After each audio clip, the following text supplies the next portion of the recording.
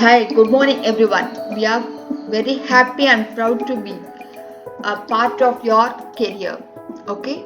We are from Code Reboot Academy. Now we are here to present a 10 days crash course on NET and JRF part 1. So before going to the session, I want to thank everyone who registered with us. Next, what we are going to discuss today. Can anyone guess it? Yeah. First, we are going to discuss about the highlights of NET, what is NET exam, and who is conducting, and everything, the general informations. And the second one, we are going to see what is NET and JRF. And the third one is the unique and successful formula for us. Okay. And the third one is I am going to give you a 10 days plan, study plan, which will improve your scheduling of learning and everything. First, we are going to see the highlights of NET exam. Before going to the session, I want to tell you one thing. The content I have provided here is generally based on your questions and what you are getting in the paper 1. Okay. So, what are the highlights of NET exam? So, we'll see the NDA is conducting the NET exam. We want to know when and who is conducting and what they are conducting. Okay. First, I want to tell you when they started the NET exam. This may be the first question for everyone. So NET exam has been started in 1989 and till 1990 it is the process of first exam. Okay. And the second one is who is conducting the NET exam. Before July 2018 it was conducted with CBSE with the coordination of UGC. In the behalf of UGC they conducted the NET exam. And after December 2018, it was conducted by NDA. So they will ask you what are the other exams which has been conducted by NDA. We had a questions in the previous year. So the UGC not only conducting the NET and JRF, they also conduct other entrance exams like JEE Main, NEET for UG, and NET, CMAT, and GPAT. Okay, they are conducting some other exams also. You will get 1 marks in these type of questions. And the next thing what we are going to see is what is NET and what is JRF. Let me tell you a simple real-time example for you. So NET exams are like what we called as our mobile phones. Once we got your mobile phones, it's permanently for you. No one is going to take unless or until you are going to break it out. But as we consider for JRF, it's like a SIM card. Once you are getting it, if you are not utilizing in a proper time schedule, your service may be bought, you have to buy it again or you have to pay it again for your services. So NET exams are like your mobile phones and the JRF are like your SIM cards. Okay, you have to utilize it within the time schedule. You have to make it work it out, or else it may expire. You have to buy it again or you have to pay for it. Okay. So why we are writing these 2 exams? We want to know what is the reason behind it. So next, what is the criteria for these exams and how they are selecting us? And what is the validity? What I told you as it's a lifetime and it's a temporary validity. So once you are going to NET exam or JRF, why you are writing these exams? So NET exam is basically for the entry level and the posting for an assistant professor in a college or universities, and it is JRF when we are going for a higher education like research areas. After completing a PG, you have to go for a higher studies like MPhil or PhD. Once you are entering into MPhil or PhD, you need a money backup. Everyone needs money. So once you are clearing your JRF, it's just like a stipend basis.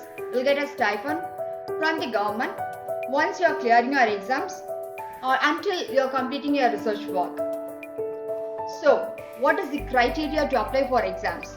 Let me tell you. For NET, it is it has been separated under category wise. For it is general category, it is 50%. For other than general category, it is 50% marks in your UG. The students who are pursuing final year PG can also apply for the exams. So then age limit. There is no age limit for the NET exam. As we come for JRF, it is Junior Research Fellowship. The same eligibility is also followed in the JRF also, but the age limit is 30. Only the person who is 30 years can able to write the exam, but there is some relaxation for us. When we consider for OBC, SC, ST or physically handicapped or transgender or woman, they can have a 5 years of relaxation in the age. Or the person who is pursuing LLM, that is Master in Law, can have a 3 year of relaxation. And before that, the person who is doing their research work is more than 2 or 3 years, they will get a 5 year of relaxation. And other than that, the person who was working in the government, army and armed forces, that can get 5 years of relaxations. So next, what we are going to see, how they are selecting us. So for NET, before 2018, it is top 15% candidates are selected. Once they are clearing their cutoff level, they will be calculated on the basis of their percentage.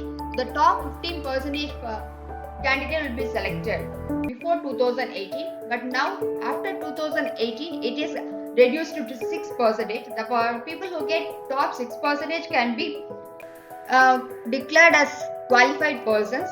For GRF, they will be calculating from the top 6%. From that, they will be selecting only the few candidates according to their category wise. So, what is the validity?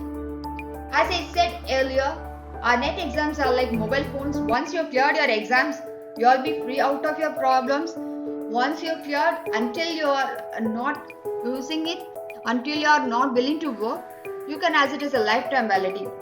As we consider as JRF, its lifetime validity is only 3 years. Once you clear your JRF, you have to utilize your qualification approval within 3 years. If you are not using it, you have to rewrite your exam for JRF. So what will you get after clearing your NET or JRF? Once you are clearing your NET, the minimum entry package or a salary will be under the 7th pay commission by the UGC. It is approximately above 85,000 per month, including all your stipend, approximately I am telling you.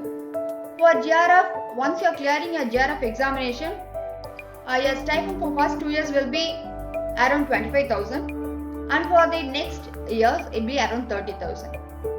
So it may vary according to the rules and nominations of the UGC. So next. So what is the pattern and model of examination? So previous year we are writing 3 papers, first paper, second paper and third paper. Everything is an objective first and second paper, and second and third paper it may be essay type questions, and the next after CBSE 100 we have only objective type papers. So now it's only 2 papers. So the mode of examination will be online, so that is CBT type, so computer based test type. And the second time is the time duration is 180 minutes, what we called as 3 hours. Previous year we have a break, but now we don't have a break for the examination. While you are completing your first paper, you don't have any break or anything else. You have to continuously write your second paper also. So the next thing is the questions will be objective types. Now we are having 50 questions in the paper 1 and 100 questions in the paper 2. For paper 1, the 50 questions, it is mandatory. You have to write all the 150 questions. We don't have any choices on that. So and the next thing is nature of questions. So everything is an objective questions. So you have to watch carefully. So most of the answers are like similar and it may confuse us. You have to read your questions twice or thrice before you answering your questions. If you are not clear with the answer, just move on to the next questions and come back and you'll have an idea of what is the answer. So next thing is marking scheme. We don't have any negative marks for the answers what you have given as wrong. So each questions will carry 2 marks.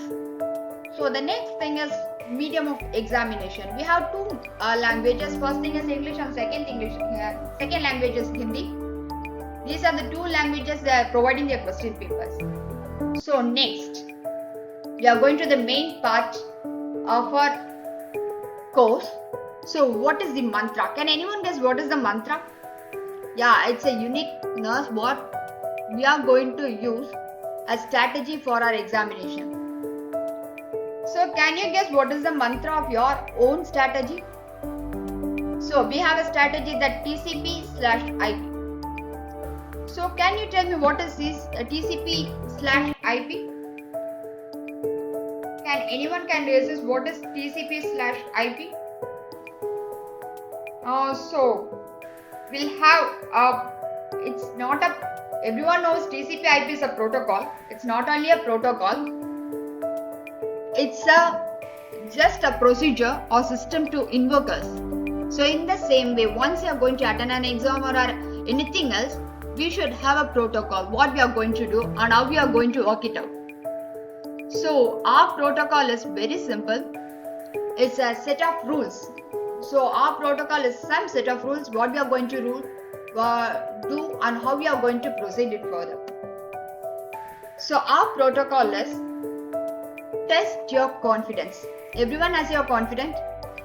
So everyone has a slight negative thoughts, whether we can able to apply it or not, whether we can able to clear it or not. But don't have that. Be positive and you have to test each and every bit of your confidence level. You have to prepare it, you have to test it, whether you can able to do it or not. Once you are testing it, you are confident, you can able to prove it that you can do it everything. It is possible for you to do everything. So our simple formula is TCP/IP. So you have to test your confidence and you have to prove it yourself that you can achieve your goal. So next thing, what is our formula?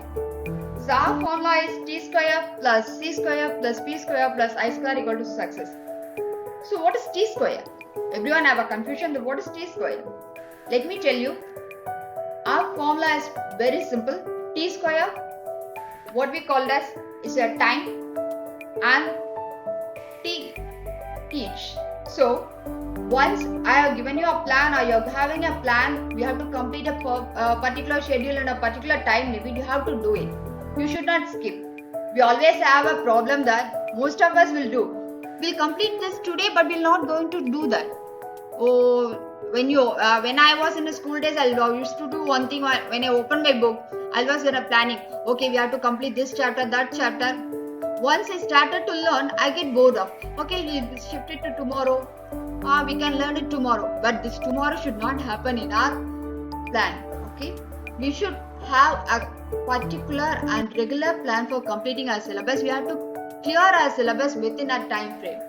So once you are given a time schedule for your chapter or a module, you have to complete it within the time schedule. Once you are completing it, you have to teach something to someone else. Once you are teaching to someone else, you can have an idea whether you are going in a wrong way or right way.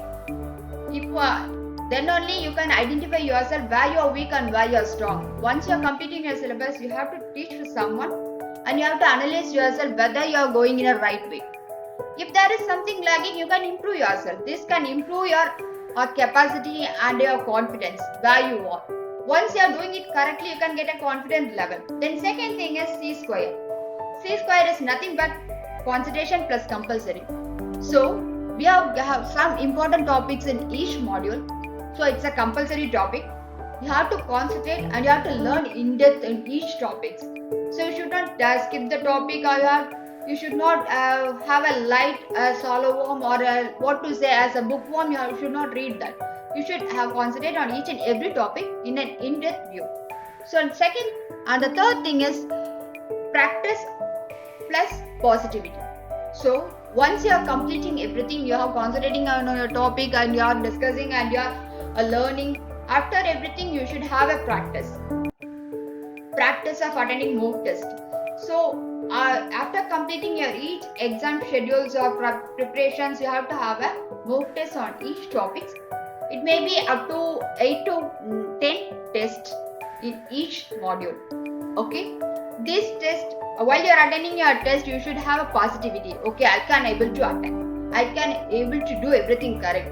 This is the way you have to approach your exams. So the last and final thing is not but least. So this is inspect plus intelligent. Inspect is nothing but you have to examine yourself.